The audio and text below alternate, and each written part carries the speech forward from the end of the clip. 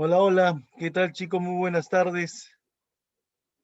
Hola, Urco, buenos días, buenas tardes, Ángelo Rivera, Simenita Lozano, ¿cómo está? Muy buenas tardes. Camila Top Morales, ¿cómo estamos? Muy buenas tardes. Gianfranco Ramírez.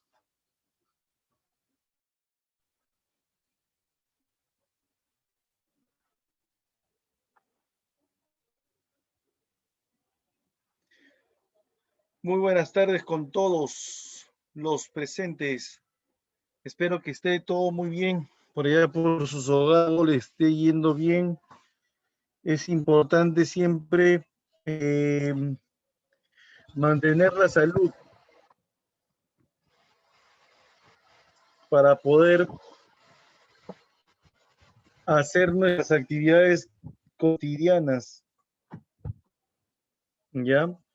Bien, vamos a empezar hoy día. Tenemos muchas cosas que hacer, mucho que elaborar. Y de una vez,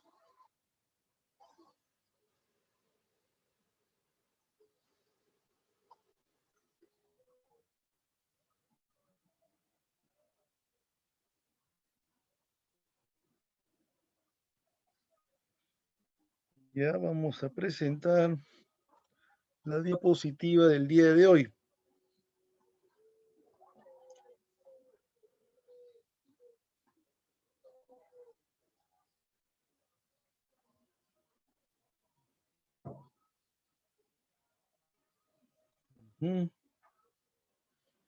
Empiezo a compartir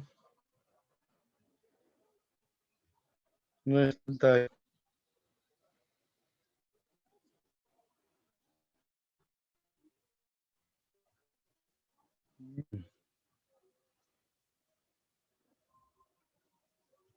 Ahí está.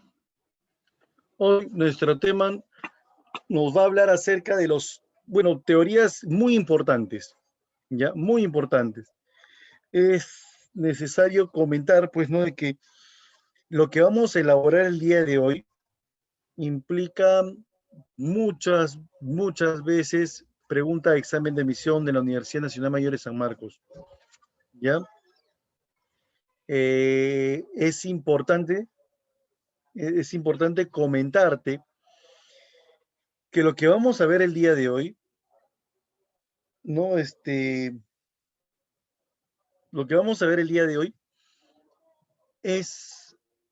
vendría a ser los temas que más utiliza la Universidad Nacional Mayor de San Marcos, lo que son cuentas nacionales, ciclos y crisis, que también está vendiendo mucho en el examen de admisión, ya, y lo que son organismos constitucionales autónomos. Pero, ¿qué es lo que va a pasar? Como estamos en un ciclo repaso, si bien es cierto, hay teorías que podemos haber hecho antes, pero hay teorías que no.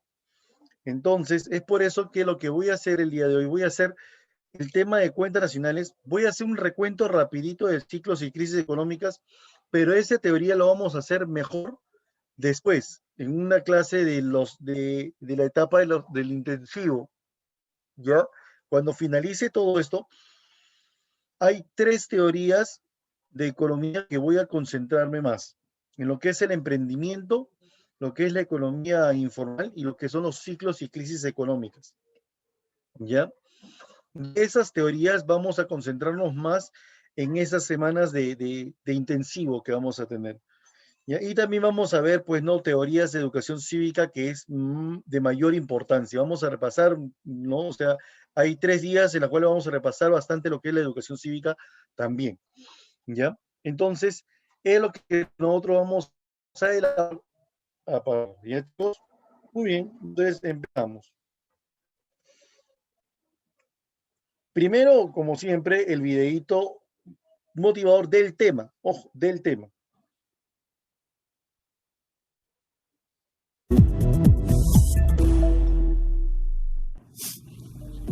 Bueno, ¿y por qué y eso cómo me afecta? Les explico un poco, ¿no? Vamos a tratar de explicar algunos conceptos de economía duros, algunos términos que siempre escuchamos, pero realmente no entendemos por qué hablamos de ellos o cómo afectan nuestra vida diaria, ¿no? Y hoy empecemos, por ejemplo, con el PBI, que comentábamos ahora que el Banco Central de Reserva ha recortado su proyección de 4% a 3.6%, y usted, a 3.4%. Y usted dirá, PBI, ¿a mí eso qué? Yo tengo que seguir trabajando, tengo que ver por mis ingresos. Bueno, en principio, ¿qué es el PBI, no? Es una sigla en economía sumamente usada y representa el valor monetario de todos los bienes y servicios que produce un país en un periodo de tiempo determinado. Todos los bienes y servicios finales que produce ese país en valor, en platita, en un periodo determinado, y obviamente es un referente para todo. Por ejemplo, es un indicador de riqueza fundamental y de poderío económico de las naciones. ¿Por qué? Por ejemplo, Estados Unidos. ¿Cuánto es el PBI de los Estados Unidos? El PBI más grande del mundo, la primera economía del mundo, sigue siendo Estados Unidos. Bueno, su PBI alcanza los 20 billones de dólares, una cifra incalculable, la economía más grande del mundo. ¿Quién le sigue? 20 billones y medio de dólares. ¿Quién le sigue? Le sigue el país, el gigante asiático, el dragón asiático, China. China le sigue. ¿Cuánto es el PBI de China? 13.4 billones de dólares. Le sigue China. Por eso tanta la preocupación de que estos dos gigantes se enfrascan en una pelea de titanes. ¿Y qué puede pasar ahí?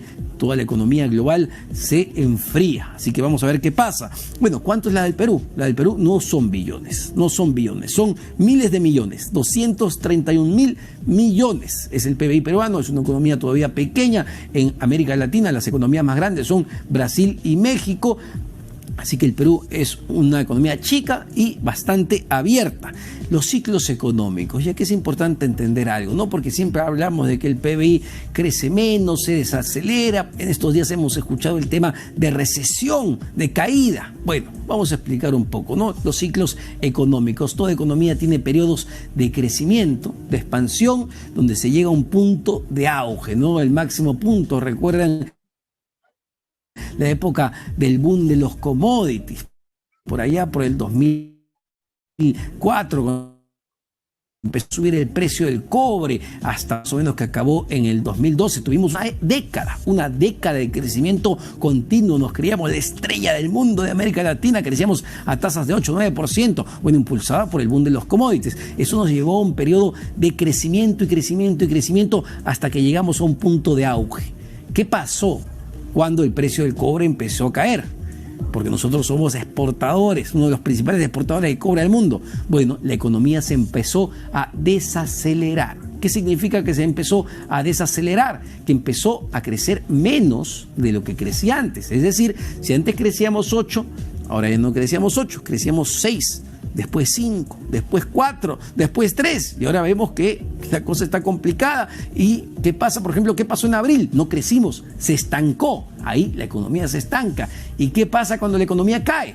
Bueno, si cae muy continuamente, podemos entrar a un proceso de recesión. Esos son los ciclos económicos. Pero el PBI per cápita también es un término muy usado, ¿no? El PBI per cápita resulta de dividir el PBI total de la economía sobre el número de habitantes. Y nos arroja un resultado que en el caso de Perú, por ejemplo, supera los $7.000, ¿no? El PBI per cápita, el PBI por habitante del país, de los 30 millones que somos, es $7.000. Mientras que en Chile la cifra supera los $16.000.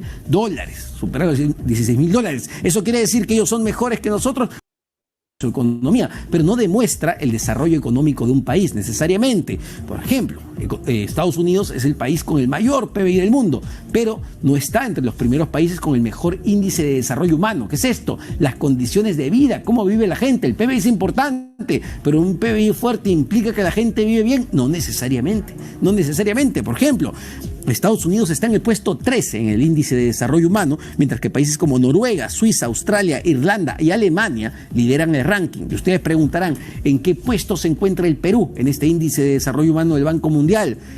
En el puesto 89. puesto 89 en el índice de desarrollo humano, que justamente mide las condiciones de vida, lo que tenemos que mejorar, que la gente viva mejor, que tenga acceso a buena educación, buena salud, que tenga empleo, una serie de cosas, ¿no? Así que eso es en términos generales lo que es el PBI y por qué es tan importante hablar del PBI, medir el PBI y ver cómo se relaciona con nosotros. Este fue el nuevo bloque de los viernes y eso cómo me afecta.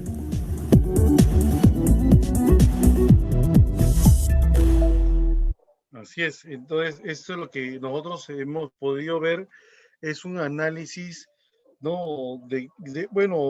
Económico de lo que es la producción nacional, el PBI, ¿no? Ha hablado acerca de los ciclos económicos, ha hablado también acerca del desarrollo humano, ¿no? O sea, ha propuesto, son muy importantes hoy en día hablar. Y la Universidad Nacional Mayor de San Marcos utiliza estas teorías ahora con mayor interés, ¿no? En sus exámenes de admisión. Le llamamos cuentas nacionales. Las cuentas nacionales son un registro ordenado de las actividades realizadas por los agentes económicos en un país, en un periodo determinado. Las cuentas nacionales están constituidas por una serie de indicadores que van a mostrar de manera sencilla cuál ha sido el comportamiento de los agentes económicos y se van a constituir, ¿no? En una principal fuente de información para la toma de decisiones, tanto de las empresas como del gobierno, ¿no? Entonces, eso es lo que nosotros consideramos como las cuentas nacionales. Recuerda que las cuentas nacionales como un registro contable, ¿no? Determina ordenadamente cómo se realizan las actividades económicas en un país. ¿Ya?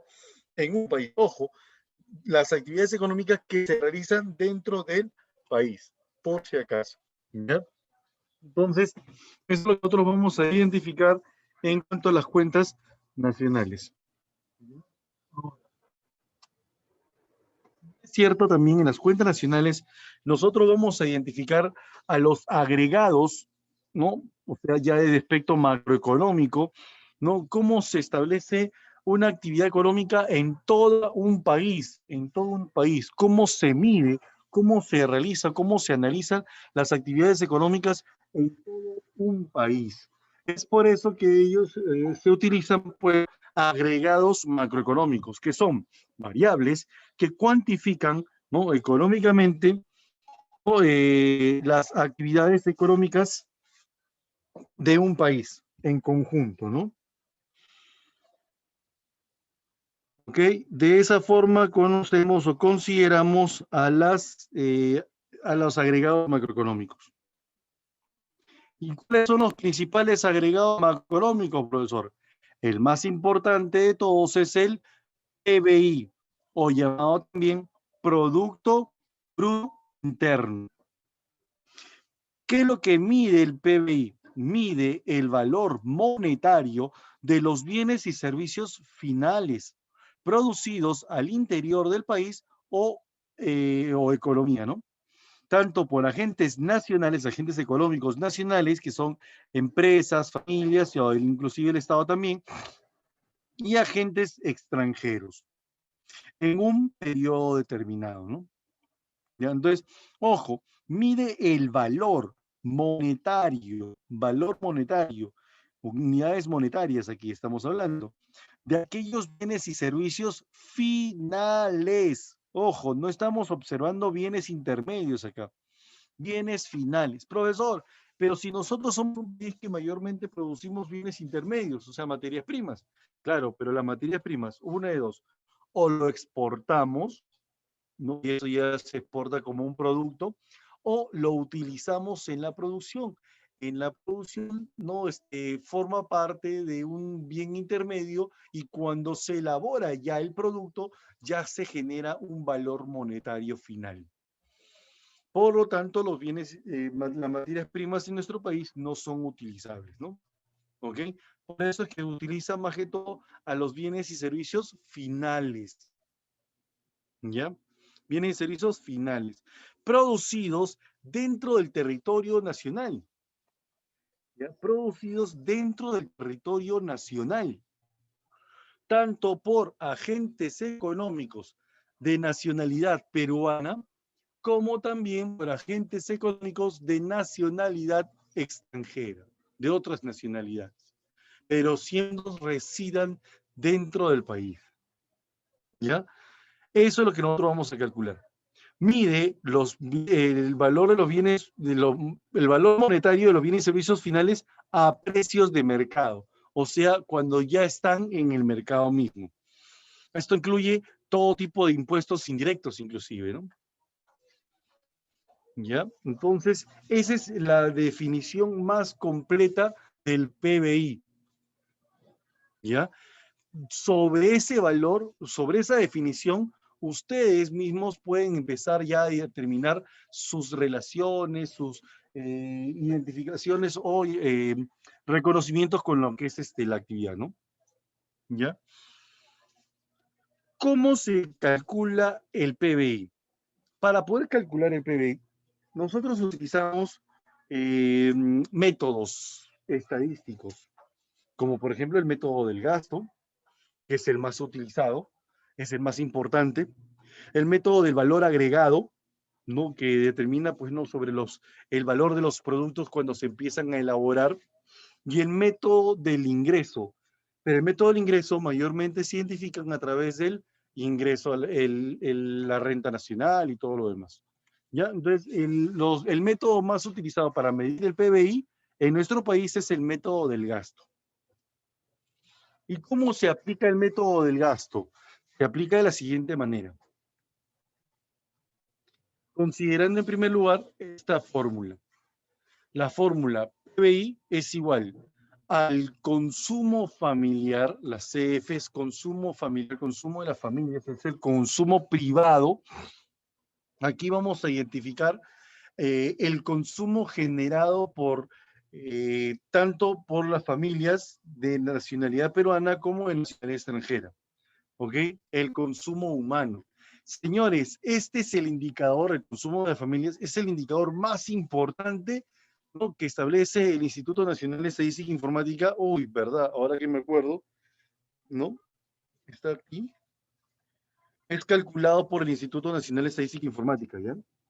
El Instituto Nacional, el INEI, es el ente oficial, el ente que realiza la medición oficial del PBI, de las cuentas nacionales en nuestro país.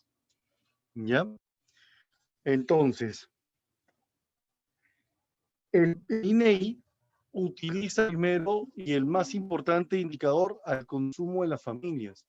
¿Por qué? Porque es donde nosotros vamos a determinar la cantidad de productos que se van a vender en el mercado, ¿no? Es por eso que utiliza bastante el consumo de las familias.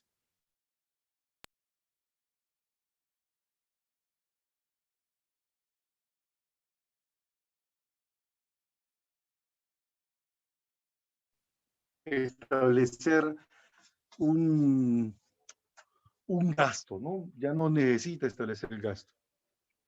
¿Ok?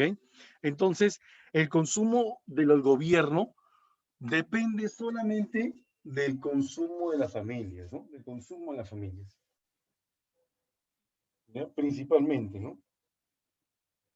¿Ya? Entonces, es importante establecer ello, ¿no? Ahora, ¿qué significa FBK? Significa formación bruta del capital fijo. ¿Ya?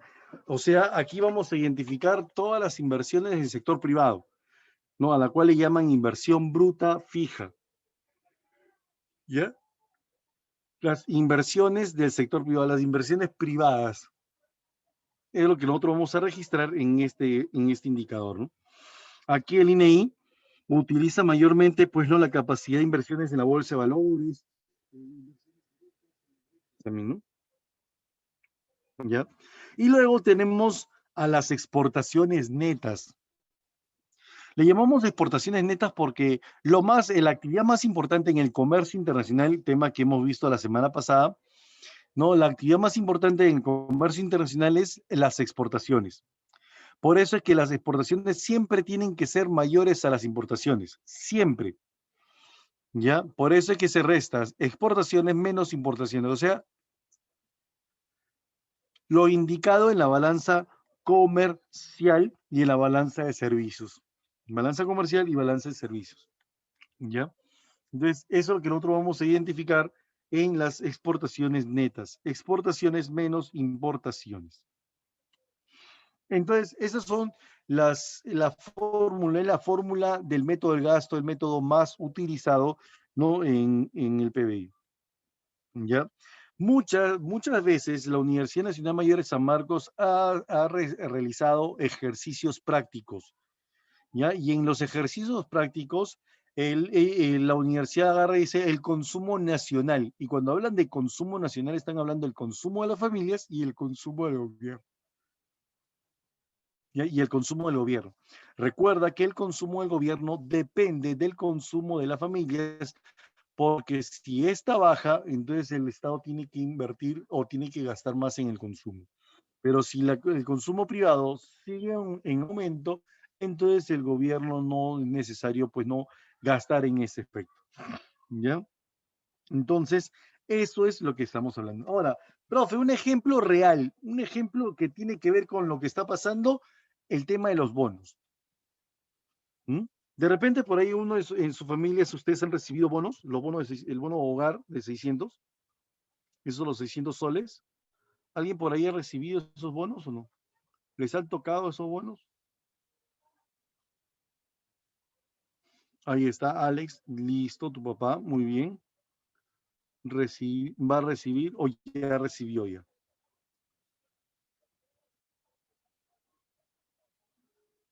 ¿Va a recibir o ya recibió?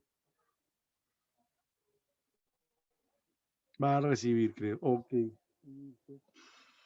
Entonces, ¿y eso saben por qué se da el tema de los bonos de 350, los bonos de 750 soles, los bonos de 600? El, los, el Estado, el gobierno lo que se ha dado cuenta es que como la población no puede consumir adecuadamente debido a este tema de las cuarentenas, de que no se pueda salir a comprar o que no se puede salir a gastar, no sé, o sea, y que pierden el trabajo y que muchos han perdido su trabajo. Entonces, ante esa situación, el gobierno tiene que incrementar el gasto público. ¿No? Por eso decía, ¿no? Como el consumo familiar ha bajado, pero por completo, bastante, un buen porcentaje ha disminuido, el gobierno tiene que entrar a tallar ahí para poder elevar el gasto público para que sí no se compense el consumo nacional. Compensa el consumo nacional. Entonces, el gobierno tiene que hacer eso. Pero hay un pequeño problema, ¿no? El problema es que en realidad no se está haciendo un estudio, no se está aplicando un estudio adecuado de las familias que están recibiendo estos ingresos.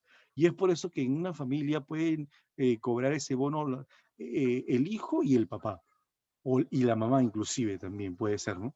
Entonces, imagínate que hay familias que reciben 600 soles, pero hay familias que pueden recibir hasta 1.800 soles. Y hay familias que no reciben nada. Entonces no se está haciendo un estudio adecuado de las bonificaciones. No hay inclusive personas que trabajan y reciben bono, ¿no? O sea, ese es el asunto, que la investigación, el proceso de investigación en el Estado está siendo muy ineficiente. ¿Ya? Muy ineficiente ese tipo de investigación que se manifiesta, ¿no? ¿Ok? Entonces, ese es el problema que se está generando,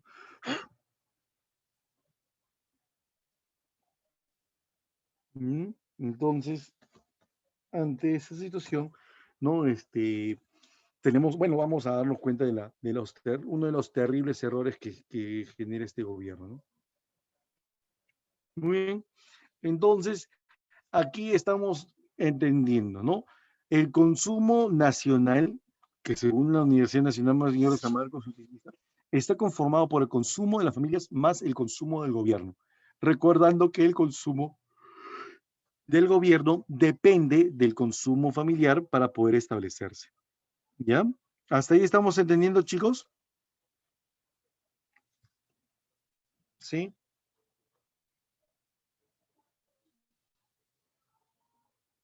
Ok. Este es un análisis estadístico de cómo se ha ido, de cómo se puede determinar el PBI en un periodo determinado, ¿no? 2018, 2019, 2020, más o menos cómo se está manejando todo este tema de la economía, ¿no? Hay diferentes tipos de PBIs. Un PBI esperado, el PBI esperado lo que proyecta el gobierno realizar, y el PBI real lo que realmente genera, ¿no? ¿Ya?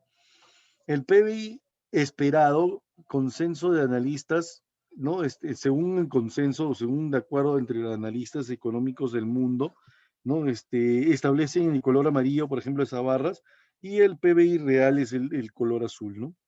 Entonces, hay momentos en los cuales el PBI esperado es mayor a lo que realmente refleja, pero hay momentos en los cuales el PBI real es mayor a lo que se esperaba, ¿no?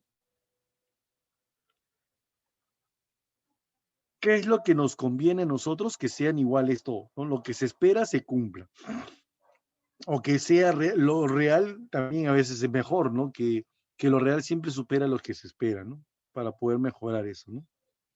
Es lo que se espera, ¿no? Ok, entonces el PBI, el crecimiento del PBI para el año 2019, según la información del INEI, fue de 2.16. Pero en el año 2020 ustedes ya deben saber que el porcentaje ha sido negativo. El porcentaje de las actividades ha sido negativo. Y hasta ahora, pues no, seguimos viendo en rojo la economía en el país, ¿no? Ya, o sea que ahorita estamos en etapas de recesión económica. Aunque según dice, ¿no? El gobierno el 1 de marzo ha decretado de 1 al 14 de marzo eh, ya una mejora en el sistema de la cuarentena, ¿no? Eh, ya van a haber ciertas entidades las puertas para que pueda brindar o para que pueda generar trabajo, pero eso eh, no determina de que vamos a volver a crecer, para nada, ¿no? ¿Ya?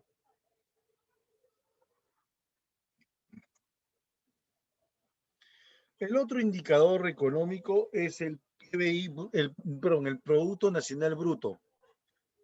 Pero este Producto Nacional Bruto, la misma palabra lo dice, nacional. ¿Qué quiere decir esto? Que aquí nosotros vamos a calcular la producción de los agentes nacionales, los agentes peruanos. ¿Ya? Ya no estamos hablando de interno, o sea, ya no estamos hablando de un producto interno, ¿por qué? Porque ya no se va a medir solamente lo que se produce en nuestro país, sino también se utiliza la medición en otros países, pero lo hacen los peruanos.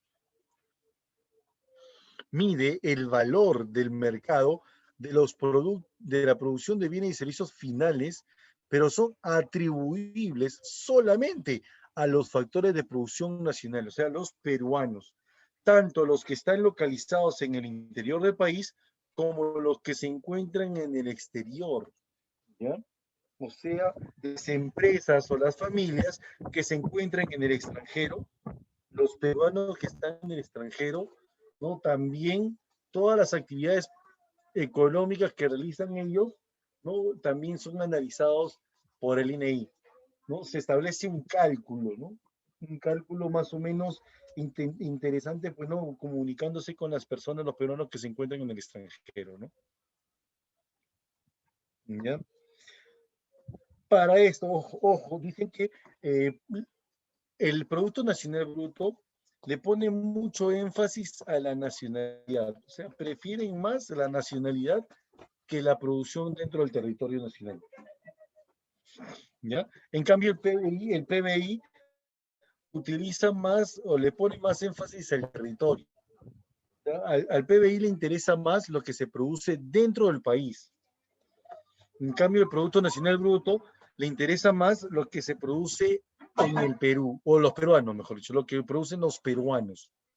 ¿Ya? Ahora, ¿será mayor el Producto Nacional Bruto que el PBI? ¿Quién sería mayor? Ahorita vamos a analizarlos. En la medición del Producto Nacional Bruto utilizamos esta fórmula. Ya con esta fórmula nosotros nos damos cuenta de quién es mayor, el Producto Nacional Bruto o el PBI, ¿no? ¿Por qué? Porque utilizo la fórmula donde indica el Producto Nacional Bruto es igual al Producto Bruto Interno más el saldo neto de factores externos. La pregunta es, ¿y qué es eso, profesor? El saldo neto de factores externos es un saldo económico generado por factores externos. Pero, profesor, ¿qué son externos, profesor? Ahora, mira, yo te voy a decir lo siguiente. ¿Ya? Y eso lo voy a poner a ver en el chat. ¿Ya? Vamos a colocarlo en el chat. Para todos en la reunión. El saldo neto de factores externos utiliza lo siguiente. La producción de peruanos en el extranjero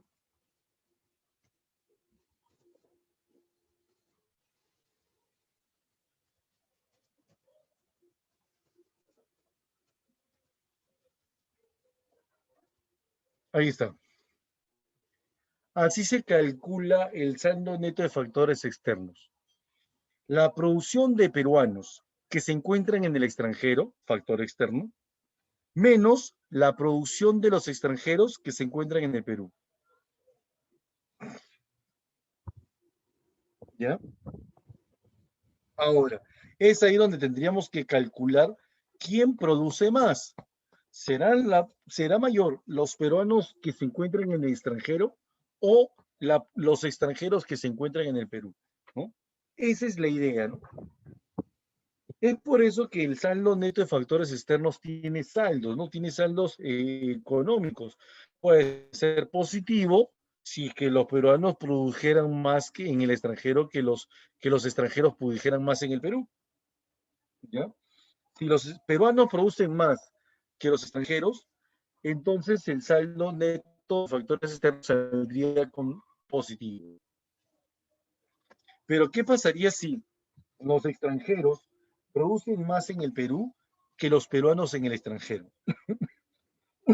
Entonces, el saldo neto sería negativo. Saldo negativo. Ahora, ¿pero qué pasaría si no hay peruanos en el extranjero y no hay extranjeros en el Perú? O sea, 0, 0. 0 menos 0 es igual a 0. El saldo neto sería 0. ¿Ya? Entonces, es ahí donde nosotros vamos a utilizar estos tipos de cálculos. Mira, míralo bien, ¿ah? ¿Qué pasaría si el saldo neto de factores externos sale positivo? O sea, si los peruanos producen más en el extranjero que los extranjeros en el Perú, entonces el saldo neto de factores externos saldría positivo. Por lo tanto, se suma PBI más saldo neto de factores externos, más. Y por el PNB, el Producto Nacional Bruto, sería mayor al PBI. ¿Por qué? Porque el Estado es mayor, definitivamente, ¿no? Ah, claro. Pero ¿qué pasaría si los extranjeros producen más en el Perú que los peruanos en el extranjero? Ah, entonces el saldo sería negativo. Si el saldo es negativo, entonces más por menos, menos. Por lo tanto, esa fórmula sería PBI menos el saldo neto de factores externos. Si esa fórmula sería menos, entonces el PBI sería mayor al PNB. ¿Me entienden? Entonces, ahí vamos a darnos cuenta. Profesor, la pregunta es, en nuestro país, ¿quién es mayor, el PBI o el PNB? ¿Tú qué dices? En nuestro país, el saldo neto, o perdón, el PNB es mayor al PBI o el PBI es mayor al PNB.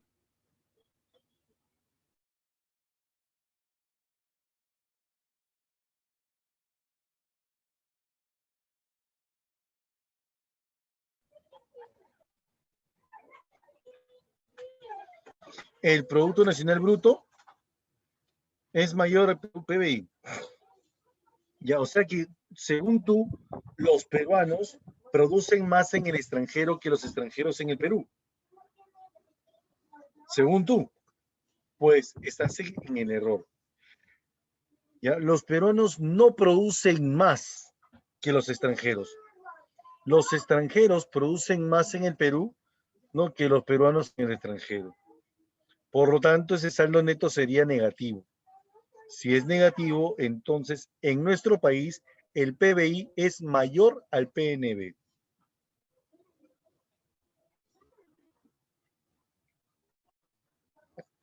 ¿Ya?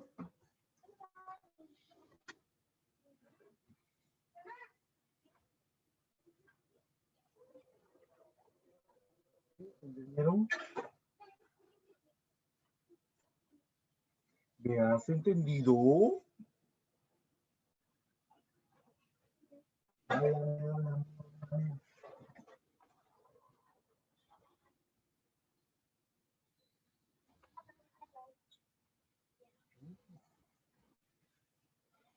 Sí, ya está. Entonces, solamente una pregunta, solo me he respondido. Bueno, voy a suponer que todos me están entendiendo. Dice, en el Producto Bruto Nacional o Producto Nacional Bruto, el ejemplo era que el peruano produce más en el extranjero que en el Perú. No, no, no. En el ejemplo, dice, el ejemplo de saldo neto de factores externos, el peruano produce más que en el extranjero que los extranjeros en el Perú. Así debería decir. En el PNB, si el PNB es mayor que el PBI, eso quiere decir que los peruanos producen más en el extranjero que los extranjeros en el Perú. ¿Ya? Esa es la idea.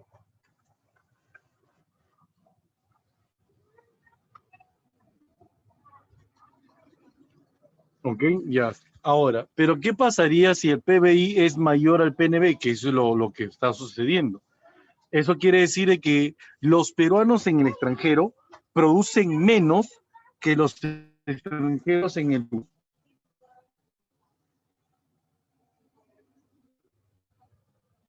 Aquí los extranjeros producen más, ¿no? Producen más. Ahí va un montón de empresas, pues. Hay un montón de empresas que son extranjeras. ¿Ya?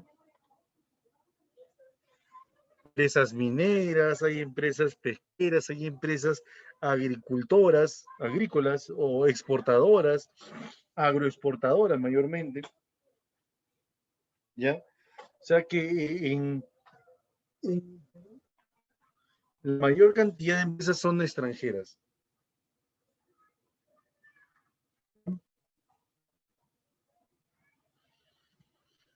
Muy bien. Producto Nacional Neto. Mide el valor de la producción de bienes y servicios finales generados por los factores nacionales, o sea, el Producto Nacional, pues, ¿no? Deduciéndole el desgaste o consumo del capital fijo. O sea, hay que ir reduciéndole la depreciación del capital fijo, ¿no? Eso quiere decir, profesor, eh, la producción de los peruanos y si los peruanos, o si, claro, en ese caso, si los peruanos producen, pues también tienen que determinar que en un periodo se tiene que deducir, se tiene que deducir eh, el desgaste de sus maquinarias para poder saber exactamente cuánto produce en neto, ¿no? El país, ¿no? Los peruanos, ¿no? ¿Cómo se mide? Se mide así.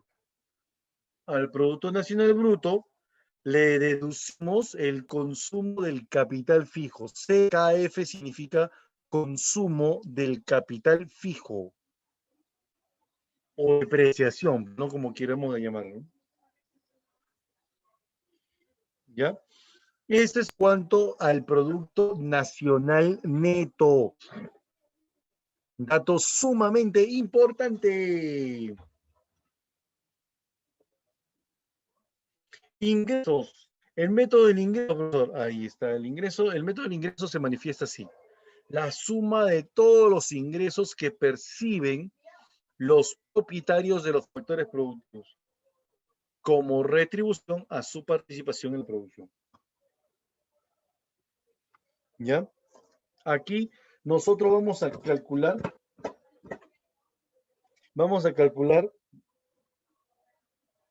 todas las retribuciones de los propietarios de los factores productivos, ya sea pues no por rentas, salarios, intereses, utilidades, ¿no?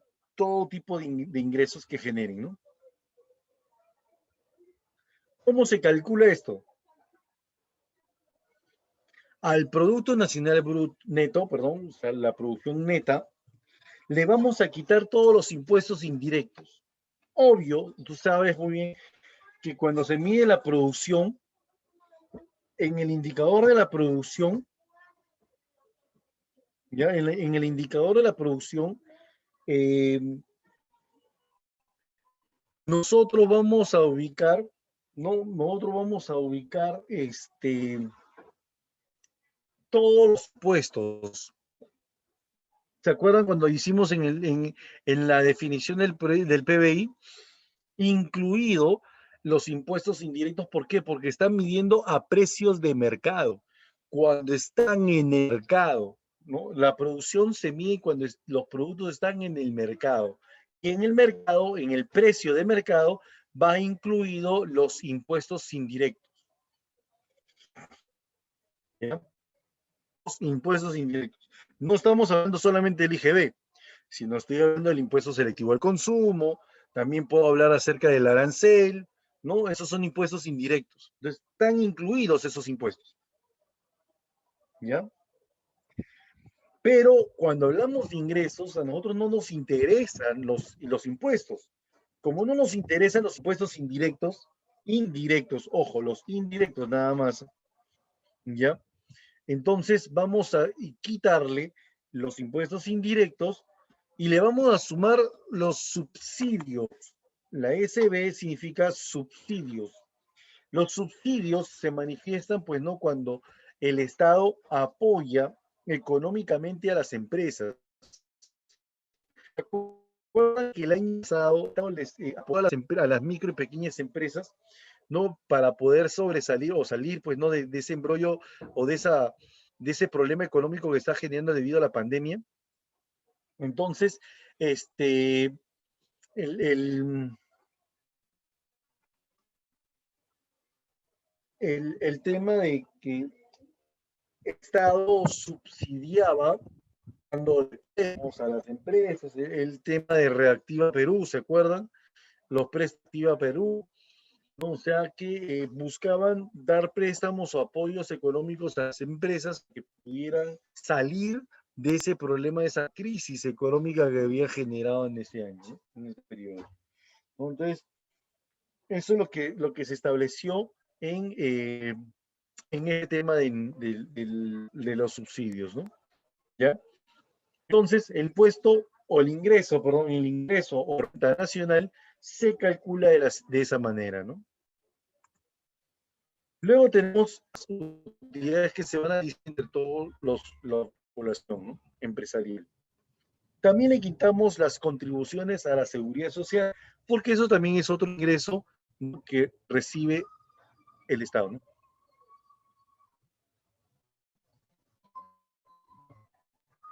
Y le sumamos transferencias. Le sumamos las transferencias. Las transferencias de donaciones, las donaciones que recibe el Estado, las donaciones que reciben las empresas, no las familias también. No, acuérdate que las familias reciben donaciones. Y el tema de las bonificaciones forman parte de las donaciones, ¿no? Y entonces, es lo que también vamos a incluirlo en el ingreso personal, ¿no?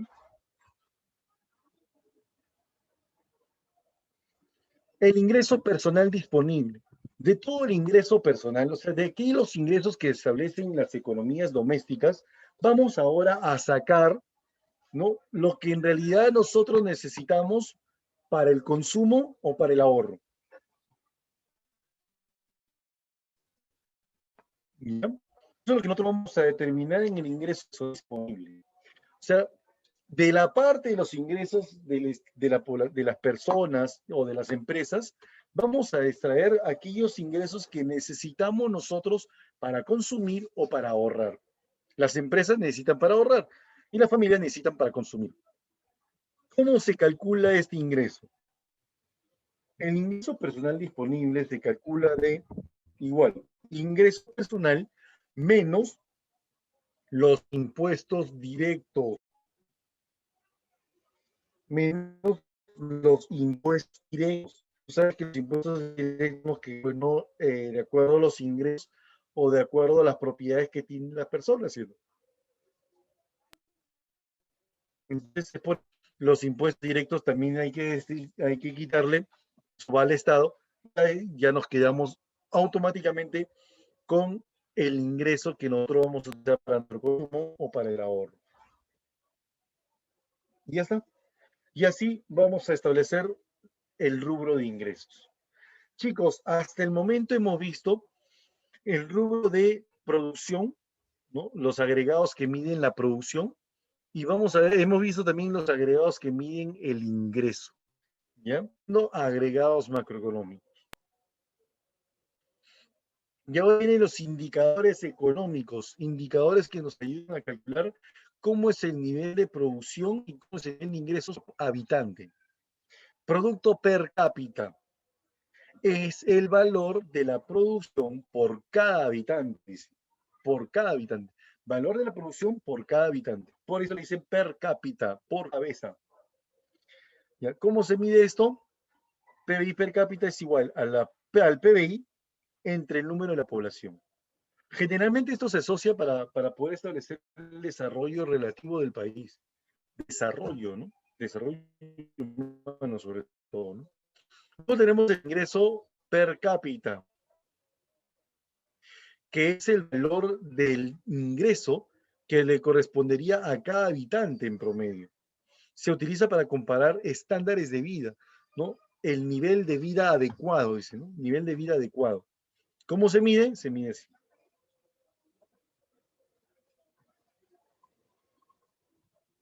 ¿Ya? De esa manera tenemos ya a los indicadores económicos que miden, ¿no?, por habitante, que se mide por habitante. ¿Ya? Hasta ahí vamos bien, ¿cierto?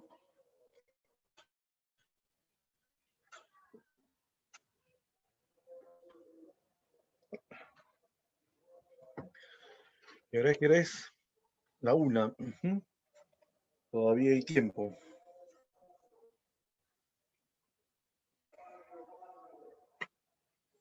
A ver. Ya está. Nada, hasta el momento no hay interrogantes, ¿cierto? No hay ninguna pregunta. Entonces,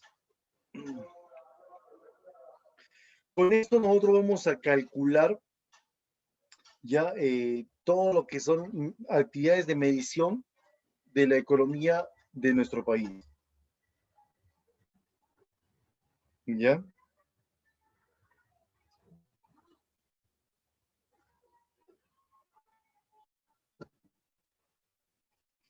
¿Listo? Bueno, este es un análisis de cómo ha sido el PBI per cápita en el año 2018, ¿no?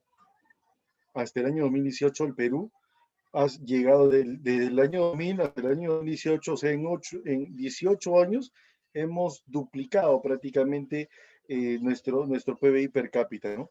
Pero en el año 2018 otros países han sido pues no superiores por completo, ¿no? Mira, México, ¿no?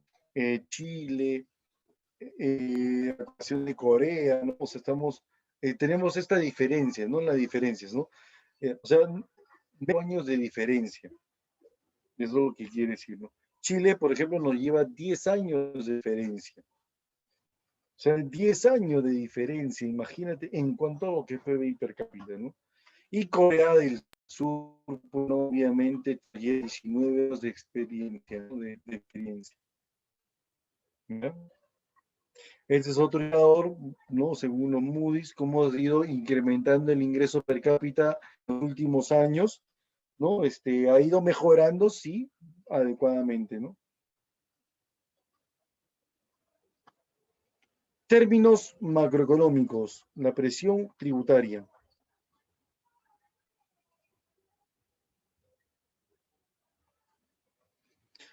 Estados Unidos está un poco más, ¿no? Nos lleva algo de 20, 25 años, ¿no? Entre 20 y 25 años nos lleva. De diferencia, ¿no?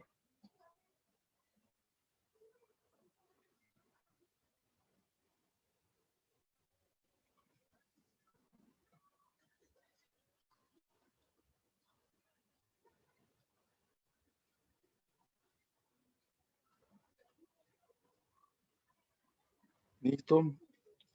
Indicadores macroeconómicos, otros indicadores, a ver, tenemos, mide en forma, la presión tributaria mide en forma porcentual qué parte de la producción generada en economía es tomado por el Estado en forma de tributos. Eso es lo que nos indica la presión tributaria, ¿no? Por ejemplo, ahí está el porcentaje. Presión tributaria es igual a la recaudación tributaria entre el PBI. ¿Ya? Entre el PBI. Recaudación tributaria, o sea, todos los tributos que recauda el Estado sobre nuestra producción. Y eso lo multiplican por 100 para saber exactamente en porcentaje, ¿no? En porcentaje, cómo es la presión tributaria en nuestro país, ¿no? O sea, mide de forma porcentual qué parte de la producción es tomado en cuenta por, o es como tributo por Estado, ¿no? El indicador más importante que estamos manejando últimamente es el IDH, Índice de Desarrollo Humano. ¿Ya? El Índice de Desarrollo Humano es un indicador de desarrollo humano, dice, por país, elaborado por el Programa de las Naciones Unidas para el Desarrollo, PNUD, ¿no? Programa de las Naciones Unidas para el Desarrollo. Es aquel que mide o que calcula el IDH. ¿Ya? Es un indicador sintético de los logros los logros medios obtenidos en dimensiones fundamentales por el desarrollo humano. Utilizan diferentes indicadores. Por ejemplo, tener una vida larga y saludable. Aquí vamos a manejar, vamos a evaluar todo lo que es la esperanza de vida al nacer. ¿Cuántos años por lo menos dura una persona, un peruano, ¿no? En nuestro país es de 74,6 años, ¿no? Ya, o sea, en promedio un peruano vive 74 años, ¿ya? Adquirir conocimientos, dice. Se mide aquí los años promedio de escolaridad. Este es el indicador que estamos careciendo nosotros bastante, la escolaridad, ¿ya? El nivel de escolaridad, o sea, ¿cuántos años en promedio estudia un peruano? Un peruano estudia 9 años en promedio. Imagínate, 9 años nada más. O sea, a las justas hasta primaria completa. ¿Mm?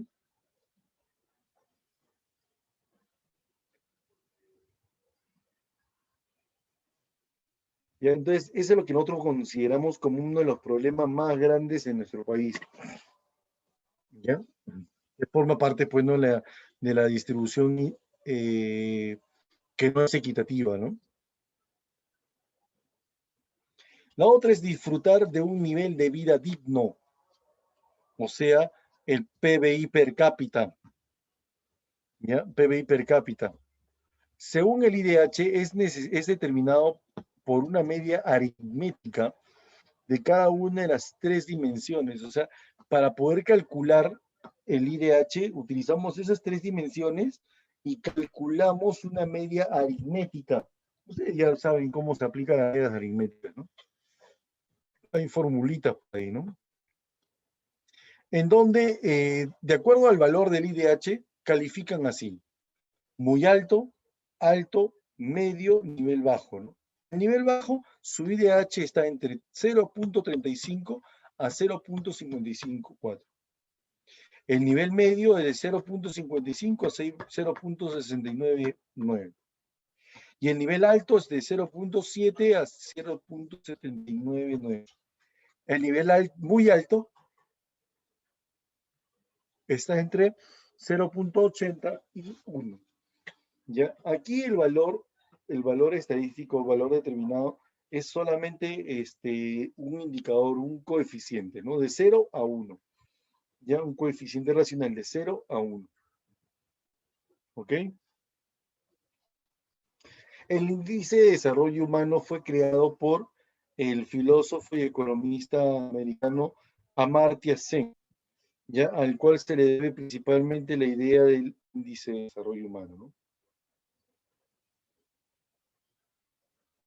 Aquí un análisis del IDH en el año 2019. Noruega, como decía en el video, Noruega es el país, ¿no?, con mayor índice de desarrollo humano en el mundo, que tiene un porcentaje promedio de 0.954, ¿no? O sea, casi ya llega a 1, ya llega a ser un país totalmente desarrollado.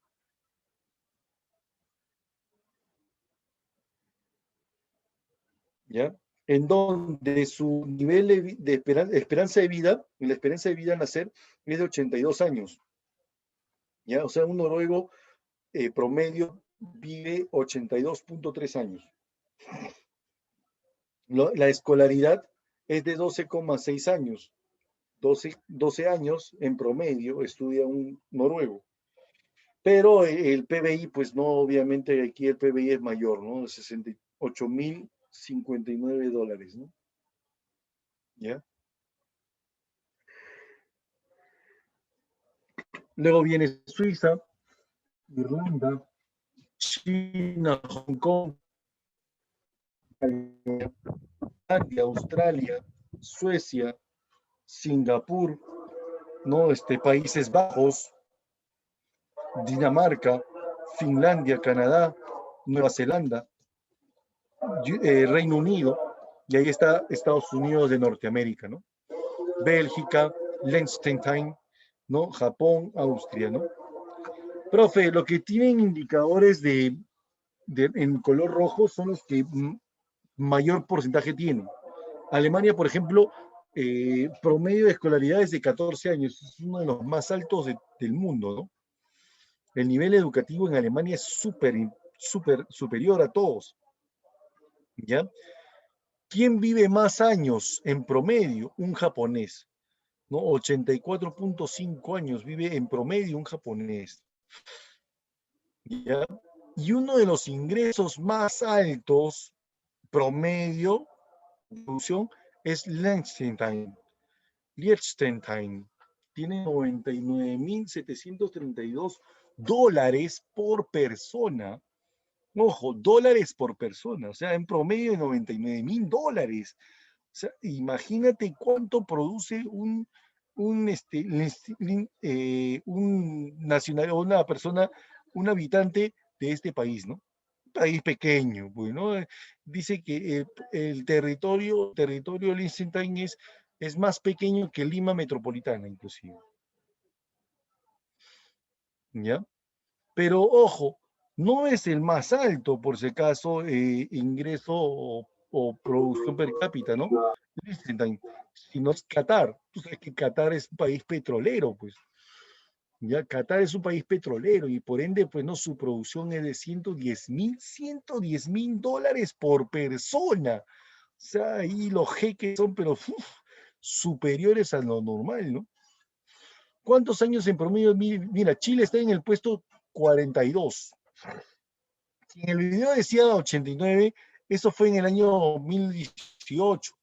Ahora en el año 2019 Perú está en el puesto 82, subió bastante. ¿Ya? Ha subido bastante debido a que ha habido un aumento en el promedio de edad de vida, ¿ya? Y el PBI per cápita. Pero mira la comparación entre Qatar, el PBI per cápita de Qatar y el PBI per cápita de Perú. Imagínate, mira, es 10 veces más Qatar ¿no? 10 veces más. Qatar no produce más que Perú, ¿no? Profe, ¿China qué? Oye, profe, ¿China está en el puesto 85? Sí, bueno, el índice de desarrollo, ojo, en cuanto a desarrollo, pero mira lo que produce el chino, ¿no? Produce más. Es que lo que pasa es que tiene una población súper alta, ¿no? Súper alta. Y los educan menos, mira, ¿eh? Ahí hay más mano de obra barata que educativa, ¿no? Mira, 7.9 años nada más estudian los chinos. Ahí el gobierno es muy sobreprotector en trabajo nada más, en trabajo, ¿ya?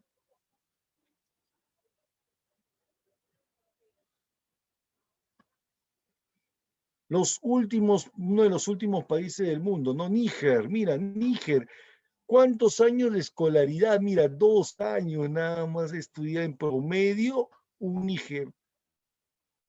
No, no es nigeriano, por si acaso, no es nigeriano, ¿no? Nigerino, puedo decir, ¿no? Años, 62 años, y su PBI per cápita es súper bajo, ¿no? Imagínate, mira, 9.12, no dólares, ¿no? $900. $900, ¿no?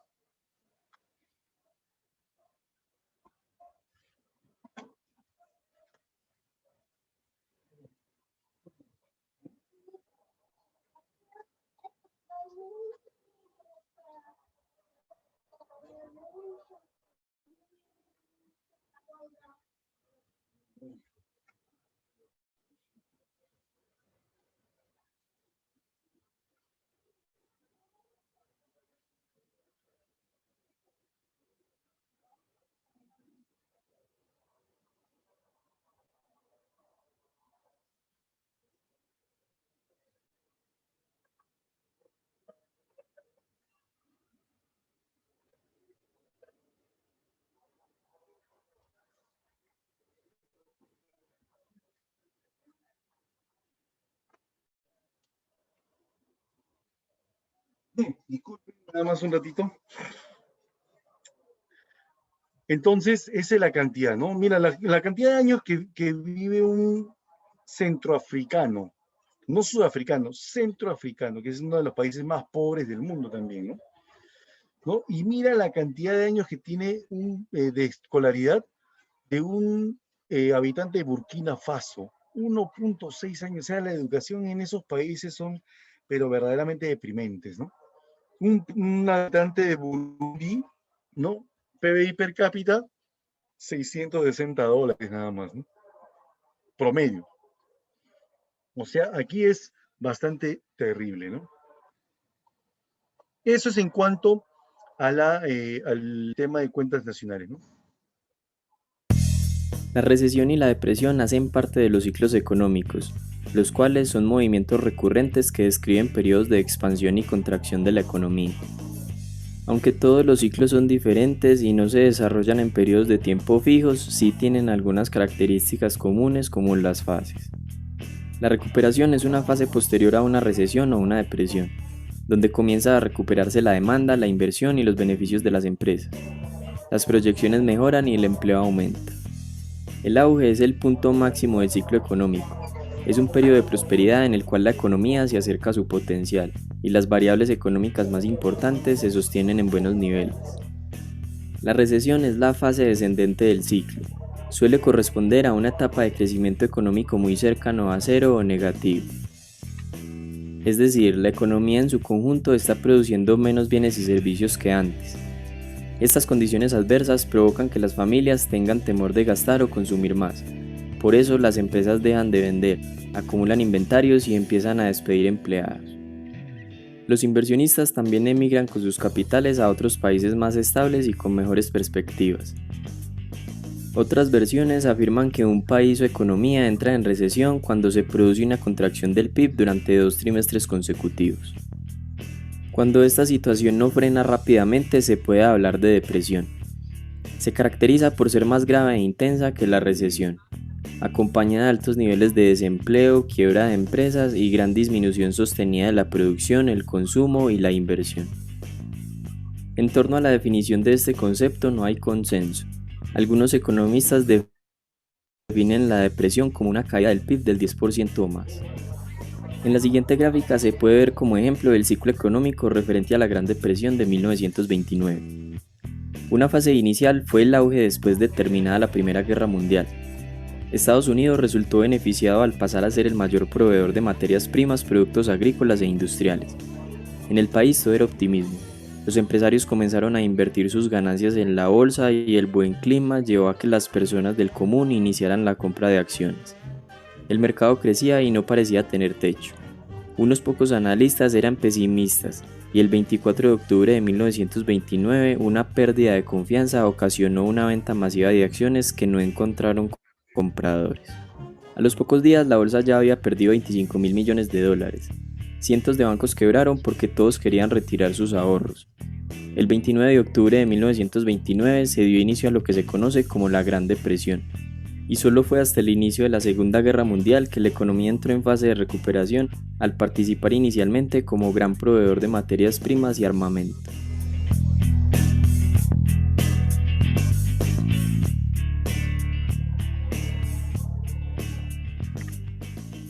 Y dense cuenta de lo que dice el último, ¿no? Esa gran depresión económica en Estados Unidos se recuperó en la etapa de la Segunda Guerra Mundial. ¿Por qué? Porque Estados Unidos empezó a vender armamentos. Imagínate. O sea, una guerra puede ser altamente productiva para un país, ¿no? Sobre todo si es bélico, ¿no?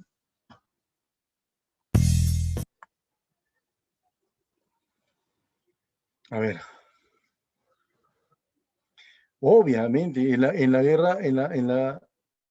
la Segunda Guerra Mundial, Estados Unidos le vendía a sus países aliados, pues, a sus países aliados. Incluso también creo, si no me equivoco, y la memoria no me es tan frágil, no solamente Estados Unidos le vendió armamentos a sus países aliados, sino también a los contrarios, si no me equivoco, ¿no? Sí, no sé. Claro, obviamente, ¿no?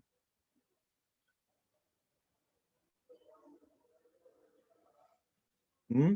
Entonces, eso pues es ya por parte de Historia Universal, creo que ya ahí los maestros, pues no, del rubro les puede explicar mejor eso, ¿no? Pero económicamente, te lo digo, económicamente Estados Unidos se recuperó, ¿no? Estados Unidos se recuperó, pues, ¿no? Gracias a la Segunda Guerra Mundial. Claro, eso ahí está. Eso es lo que tenía más o menos entendido, ¿no? Ujú.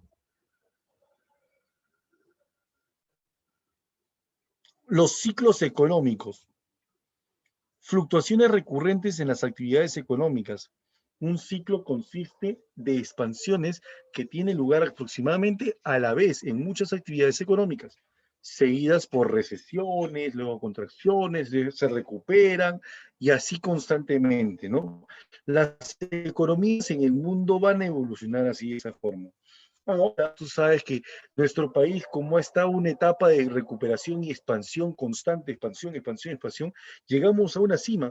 Y si no me equivoco, hace un año y medio yo venía comentando, chicos, hace muchos años el Perú viene gozando de expansiones de auges, pero no nos damos cuenta de lo que tenemos. Y hay que tener mucho cuidado, yo decía. ¿Por qué? Porque en cualquier momento viene una crisis y esto, si no nos hemos dado cuenta y no hemos reservado bien, entonces vamos a salir perdiendo, decía yo. Yo me acuerdo que hace un par de años lo venía comentando eso. Y dicho y hecho, mire, nosotros venimos de más de 20 años de crecimiento constante. Nuestra economía ha sido crecimiento, crecimiento constantemente. Ya tenía, pues no, ya estábamos entrando en una posible crisis con estos últimos años de inestabilidad política. Y la remató, pues no, el tema de la pandemia, ¿no? Vaya, los trabajos. No, pero es que lo que pasa es que yo venía ya analizando las situaciones económicas y era cierto, pues, ¿no? Pero lo que más me incomodaba es que en el Perú se vivía auges, pero no se daban cuenta y no utilizaba adecuadamente todo. Entonces, muy deficientes hemos sido. Y ahora pues no sufrimos esta grave consecuencia, ¿no? En la salud, ¿no? ¿Ya? Entonces, los ciclos económicos son fluctuaciones recurrentes que se realizan en las actividades económicas, ¿ya? Fluctuaciones recurrentes en las actividades económicas. Eso tenlo en cuenta porque lo vamos a ver de acá a unas 4 o 5 clases, ¿ah? De acá a 4 o 5 semanas, ¿no? 4 semanas. Sí, porque la próxima semana nos toca la octava y ya después de la octava ya viene el intensivo, ¿no? El intensivo que es hay 6 clases, 5 semanas más que se van a trabajar para poder ya estar preparados para el examen de admisión, ¿no? ¿Ya? De las características de los ciclos económicos, ¿no? La forma de ciclos, la duración, la amplitud y la recurrencia. Ojo, esto lo vamos a resaltar un poco más en la semana del intensivo, por si acaso, ¿ya? Así que ahorita lo voy a avanzar un poquito más rápido. En la duración, ¿no? Tenemos según el periodo de tiempo que abarca un ciclo económico, ya sea de ondas largas, grandes o cortas, ¿no? ¿Ya? Los ciclos de ondas largas son de cada 50 años, ciclos grandes entre 7 y 11 años, y los ciclos cortos son de 3 a 4 años. Nosotros estamos teniendo ahorita un ciclo de ondas largas. La amplitud es el tamaño que se establece el ciclo económico, el tamaño, qué tan amplio puede ser, qué tan grande puede ser la cima o el fondo de un ciclo económico, ¿no? Hasta el momento nosotros hemos tenido una cima bastante amplia, bastante grande, varios años con una cima bastante notoria. Pero ahora vamos a ver qué tan grande puede ser nuestro fondo, ¿no? Dependiendo de cómo salimos nosotros adelante, cómo el gobierno y cómo nosotros sacamos esta grave que estamos viendo adelante. ¿Cómo lo vamos a hacer? No se sabe. La recurrencia indica la repetición de un ciclo en un periodo de tiempo irregular. La forma es el movimiento total de toda su oscilación, se encuentra dentro de su forma gradual en las diferentes variaciones, ¿no? ¿Ya? Tipos de ciclos económicos, ciclos de Kipling, ¿no? Ciclos cortos, 3 años aproximadamente, ciclos de juglar o ciclos grandes o comerciales entre 7 y 11 años, y los ciclos de onda largas que son de Kondratiev. Las fases del ciclo se dan una expansión o recuperación. Bueno, con recuperación, la recuperación viene después de una depresión. Ya, la expansión ya aparece y se fortalece aún más con la recuperación, ¿no? Crece la producción, desciende el paro y aumenta el empleo, la renta aumenta, etcétera, ¿no? La cima ya es el auge, la parte de la prosperidad, y también prosperidad. La recuperación es general en todos los sectores de la economía. Hay un total empleo y no existen recursos ociosos, etcétera, ¿no? La recesión viene después de la cima, lo que estamos teniendo ahorita en estos momentos, estamos en una recesión económica, ¿no? La paralización de la economía.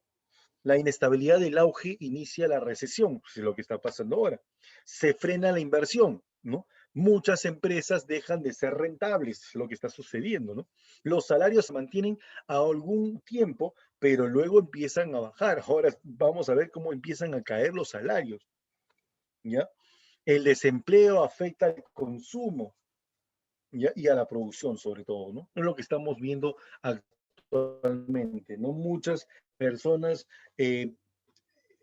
estoy viendo en otros centros educativos que los colegios mismos tienen que bajar la mensualidad porque si no, no van a tener población, no van a tener población.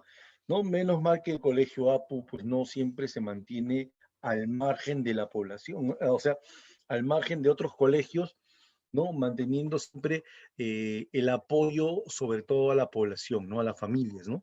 Con un precio muy accesible para que la población pueda ingresar, no pueda entrar. Yo les recomiendo, pues, ¿no? Que conversen siempre con las familias ahora que estamos en etapa de matrículas, ya están ya terminándose las matrículas por ahí. Hay colegios que todavía siguen matriculando. La próxima semana empiezan las clases en APU, otros colegios también están empezando la próxima semana, ¿sí? Hay otros colegios que ya empezaron, pero todavía las matrículas no han sido completas, no están completas. Entonces, estamos ahorita en la posibilidad de que en el colegio APU puedan aumentar la cantidad de personas. Entonces, comenten con ciertas personas, APU tiene una mensualidad súper, súper accesible, ¿no? De acuerdo al pueblo, de acuerdo a las necesidades de la población. ¿Mm? Claro, vamos a empezar en modo remoto, así como estamos teniendo, ¿no? Eh, nosotros priorizamos la salud de las personas. En APU se prioriza la salud de las personas, chicos, ¿no? Por eso es que nosotros vamos a empezar en ciclo remoto y cuando ya la situación de la salud está asegurada, ahí sí ya podríamos pensar de que de repente podremos empezar las clases. Pero eso recién lo vamos a poder observar a partir de septiembre, ¿no? O sea que eso todavía no se sabe. Comenten, siempre comenten con otras personas que esta institución está trabajando en beneficio de la población, en beneficio de la población más necesitada sobre todo, ¿no? Y que necesita también estudiar adecuadamente, adecuadamente. Eso les recomiendo y que comenten así con otras personas para que esas personas puedan observar al colegio, para el colegio APU, ¿no? ¿Ya? ¿Ok? Entonces, acuérdate de eso, ¿no? Recesión implica la economía y esto genera una caída estrepitosa hasta llegar a una depresión o fondo, ¿no? El punto más bajo del ciclo económico. Hay un fuerte desempleo, espero no llegar a esa depresión tan necesaria, ¿no? Ahora ya tenemos que buscar una recuperación, ya tenemos que buscar recuperación en vez de caer más, más y más.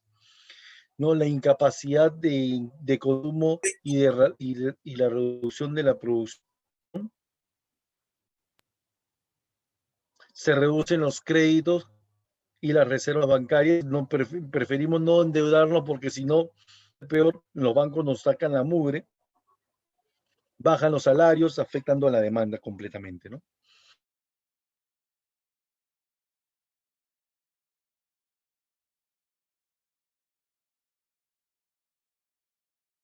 Esas son las fases del ciclo económico, de la Hola, crisis en este económica. video vamos a hablar del sube y baja de la economía. O sea, vamos a hablar de los ciclos económicos. Todos nosotros hemos oído Aunque este hablar, video por lo vamos a ejemplo, de la poder recesión, mejor de la ver crisis, ya del en la clase crecimiento. Hemos oído hablar. del ciclo de intensivo, ¿ya? Ok.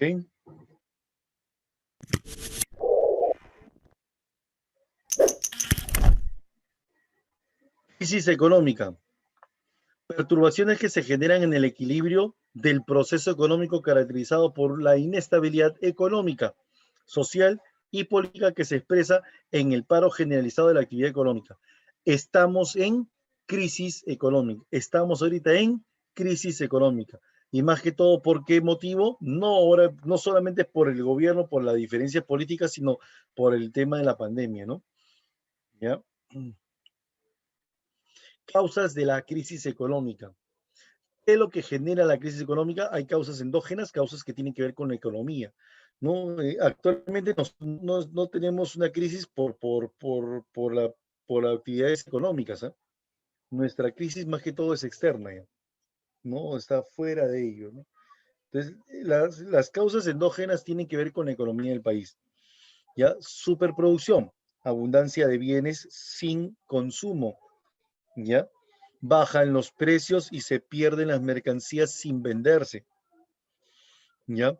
Subproducción.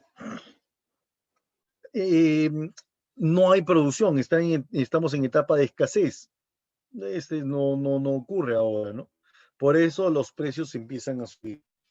Subconsumo, debido a los consumidores no pueden comprar porque sus ingresos son muy bajos. Supercapitalización, ¿no? Los comerciantes e inversionistas quieren sacar sus ganancias en menos tiempo, por eso es que ellos Invierten en capital, pero ese capital es inservible.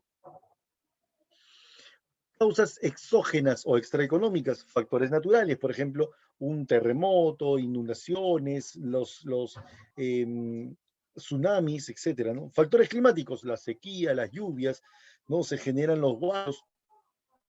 Epidemias, ahorita estamos en una pandemia, ¿no? Es un factor natural la causa de esta crisis, ¿no? Factores tecnológicos, cuando buscamos el empleo de nuevas técnicas, y factores sociales y políticos, en este caso, pues no, los problemas políticos que hemos tenido en los últimos años, ¿no? O sea, nuestra crisis no tiene nada que ver con la economía. Nuestra crisis en el Perú es más que todo, o es político, social, o es algo natural. Nada más. O sea, es algo que podemos solucionar, ¿no? ¿Ya? Este es un análisis. La expansión del COVID ha generado una crisis económica y sanitaria global y está generando mucha incertidumbre a nivel mundial, ¿no? ¿Ya? Mira, aquí vamos, ya eso lo vamos a analizar en la siguiente clase. ¿Ok? Listo, y esto es... En los primeros meses del año 2020 se vivieron en la clase acontecimientos mundiales. de los ciclos económicos. ¿Ok? Vamos a educación cívica. Sí, sí, claro, tenemos ya poco tiempo. Por lo tanto, vamos a hablar de educación cívica. Órganos constitucionales autónomos. Aquellos órganos en los cuales están confiados las actividades directas e inmediatas del Estado. O sea, estos órganos se les confían actividades que realiza el Estado. Deben complementarse con los tres poderes del Estado: legislativo, ejecutivo y judicial. Se complementan con estos tres poderes para poder mejorar las actividades del Estado. Pero ojo, estos organismos no están subordinados. Estos organismos actúan de manera independiente. Están organizados mediante sus propias leyes orgánicas. Se organizan por sí mismas, solas. ¿Ya? Entonces, estos organismos fueron creados para poder complementar las funciones de los tres poderes, pero no están subordinados. La Contraloría General de la República. Para esto te digo, los órganos constitucionales autónomos están divididos en tres grupos. Los órganos constitucionales económicos, autónomos están divididos en tres grupos. De orden económico, tenemos a la Contraloría General de la República, tenemos a la Superintendencia de Banca, Seguros y Administradora Privada de Fondo de Pensiones, y también tenemos al Banco Central de Reserva del Perú. Son los tres organismos constitucionales que se organizan económicamente.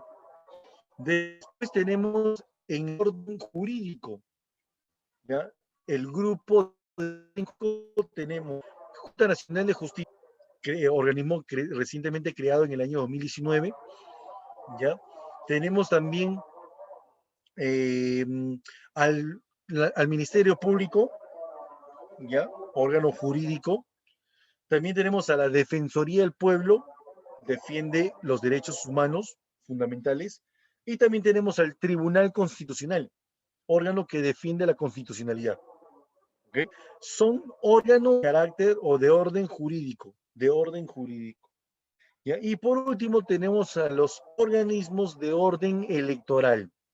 Tenemos a los organismos del sistema electoral, que son el Jurado Nacional de Elecciones, la Oficina Nacional de Procesos Electorales, OMPE, y el Registro Nacional de Identificación y Estado Civil, RENIEC.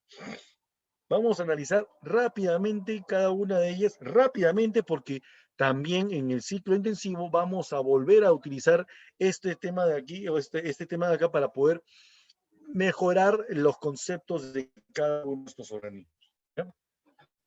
Empezamos con la Contraloría General de la República.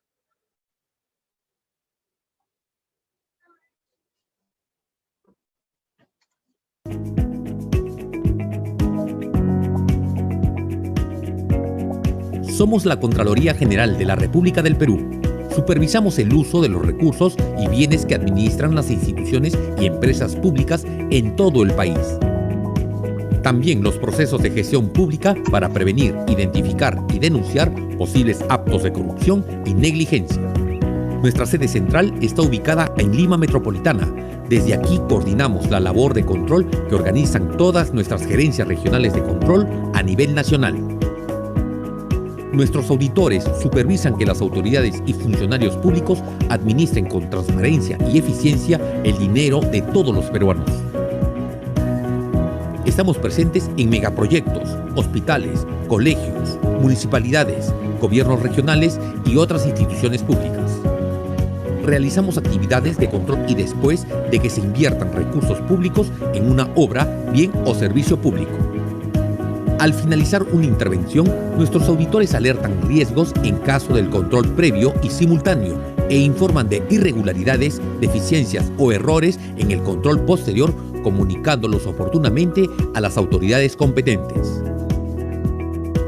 Cuando la Contraloría formula recomendaciones o sugerencias a los funcionarios públicos, nuestro objetivo es que mejore la gestión pública y el servicio al ciudadano. La nueva gestión de la Contraloría prioriza el control simultáneo en entidades que brindan servicios públicos a los ciudadanos. Este evalúa uno o más procesos durante su ejecución, con la finalidad de prevenir sobre posibles situaciones que pongan en riesgo la finalidad pública de una obra o proceso. El control simultáneo se realiza bajo 3 modalidades: control concurrente, visita de control y orientación de oficio. El control simultáneo se caracteriza por ser oportuno, preventivo y rápido. A través de nuestros órganos de control institucional le damos seguimiento a la implementación de nuestras medidas correctivas, siendo nuestro objetivo final el acceso de los ciudadanos a servicios públicos con mayor calidad.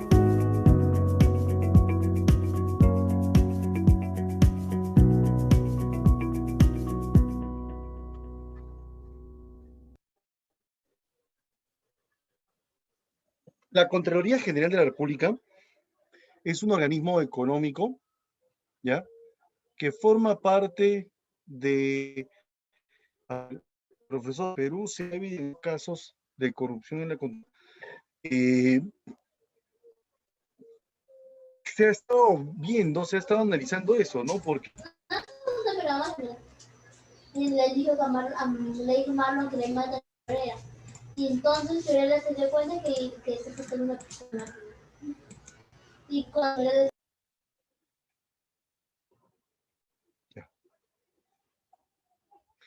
le sí, ya lo organizamos.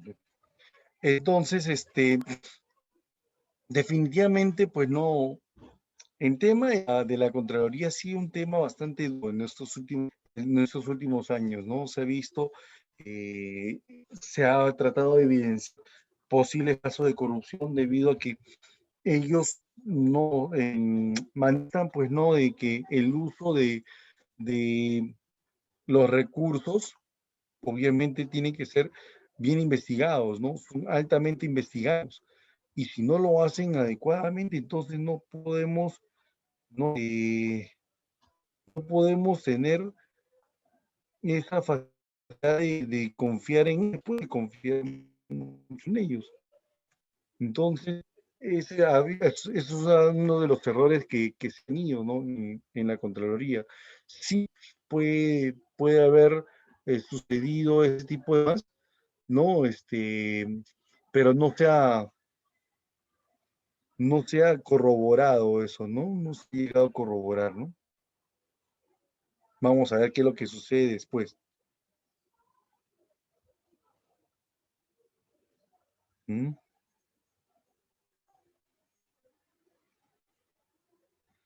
Ya, a ver, sigamos.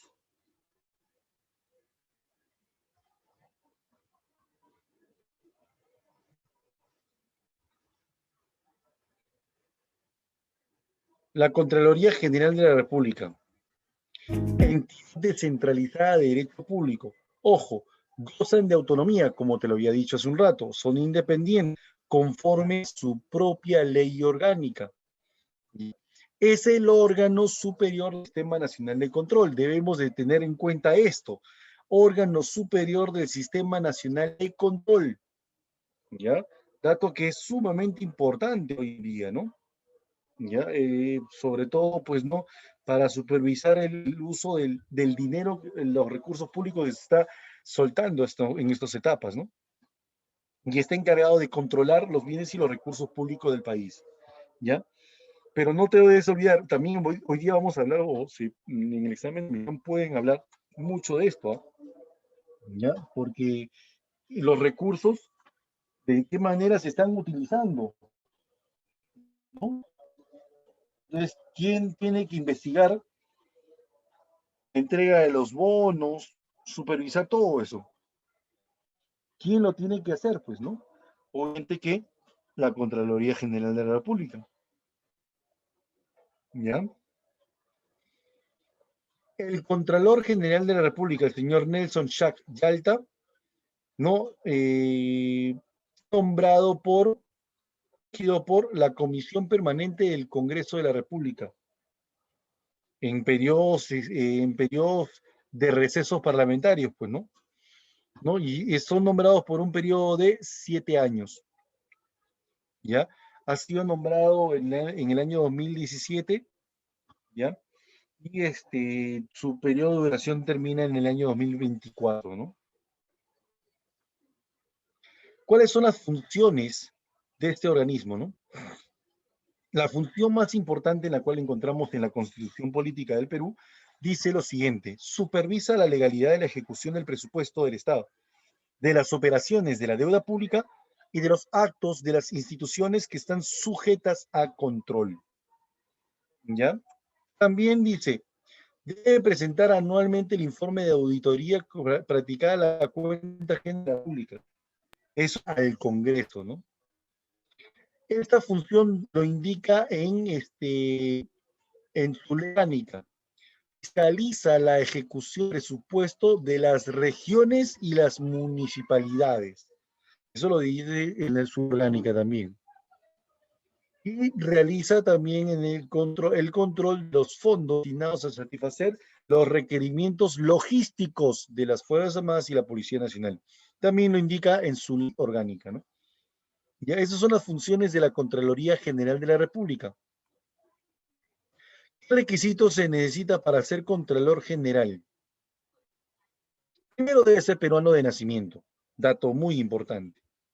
Segundo, debe gozar el pleno ejercicio de sus derechos civiles, o sea, debe ser considerado una persona ciudadana, ¿no? Elementalmente, ¿no?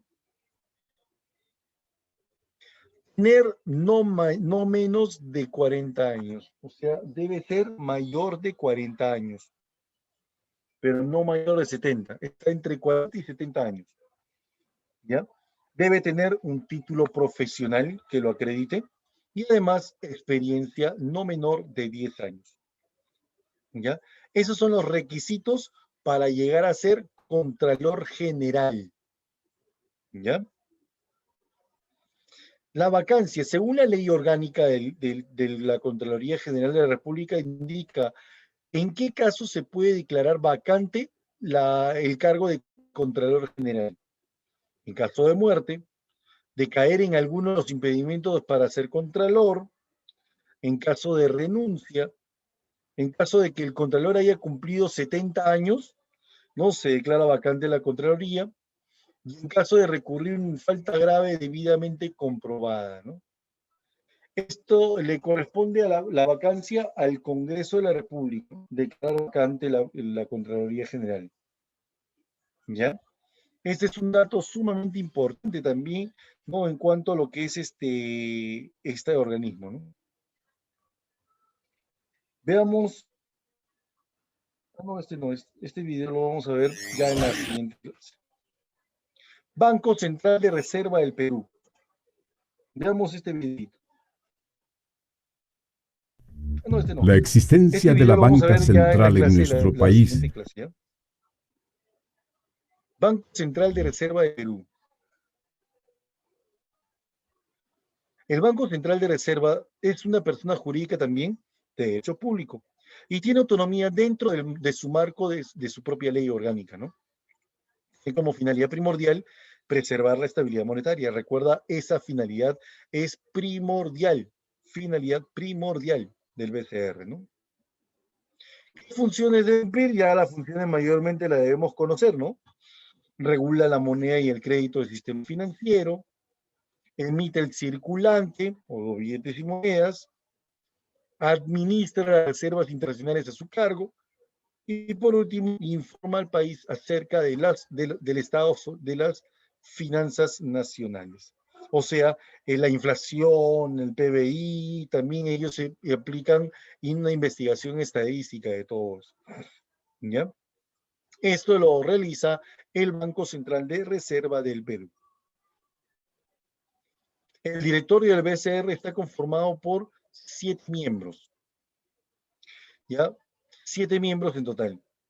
El Poder Ejecutivo designa a 4 de ellos, entre ellos al presidente del BCR. Por ejemplo, el directorio del BCR está conformado de la siguiente manera. Justamente en el gobierno de Pedro Pablo Kuczynski, ¿no? En el año 2016, se nombró a estos representantes. El Poder Ejecutivo nombró al presidente Julio Velarde para que siga siendo presidente del BCR. Ya tiene bastantes años, ya tiene casi 20 años al servicio de este cargo. El señor Escobar, el señor Gustavo Llamada y el señor Luis Palomino fueron nombrados por el Poder Ejecutivo. El Congreso los ratifica y elige de manera inmediata a los 3 restantes. ¿Quiénes son? Elmer Cuba, José Klimber y Rafael Rey Rey. Recordemos un poquito acerca de estos 3 personajes que son nuevos en el BCR. Elmer Cuba, ¿no?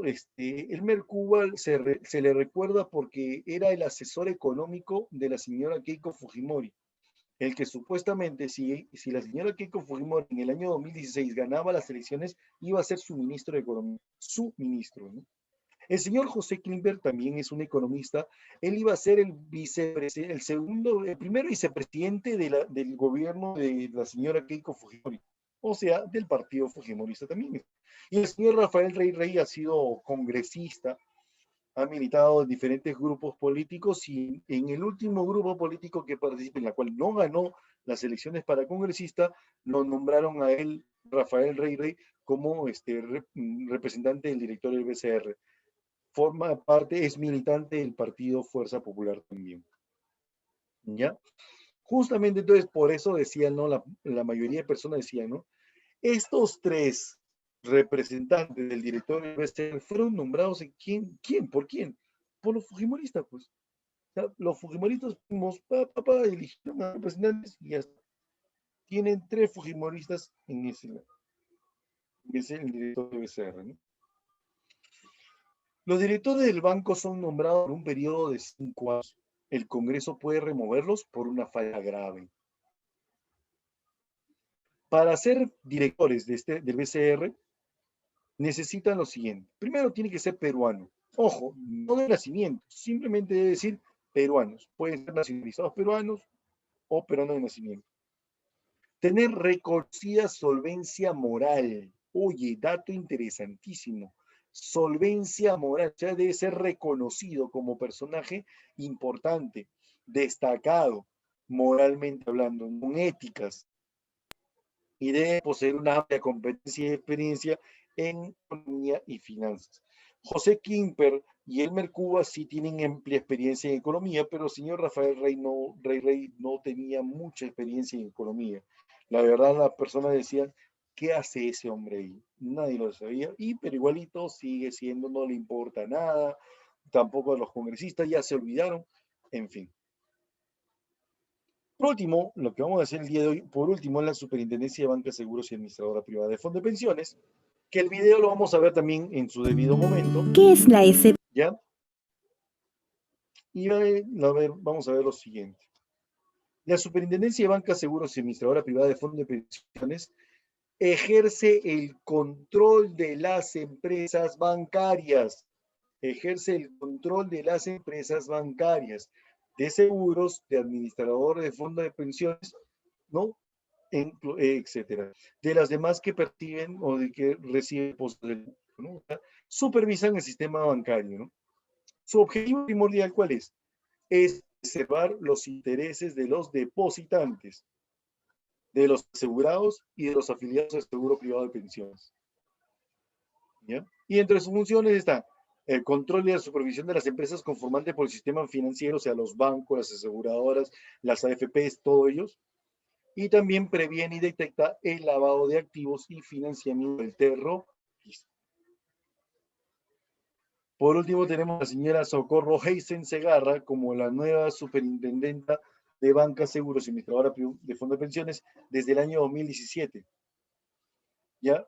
Es designada por el Poder Ejecutivo, por el gobierno de Martín Vizcarra, por un periodo de 5 años. ¿Qué requisitos se necesita para ser superintendente? De nacionalidad peruana, ¿no? Debe ser mayor de 30 años, contar con estudios especializados y experiencia no menor de 5 años en materias económicas, financieras y bancarias, y por último tener una conducta intachable. Debe ser reconocida persona, ¿no? Una reconocida persona, ¿no? Básicamente. Ética, con moral, con ética. ¿Ya? Eso es lo que nosotros vamos a reconocer. ¿Ok?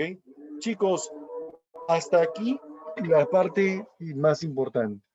Ya saben que vamos a hacer una clase intensiva, ¿no? Clases intensivas en la cual voy a reconocer en educación cívica los órganos constitucionales autónomos y en la parte de economía los ciclos y crisis económicas.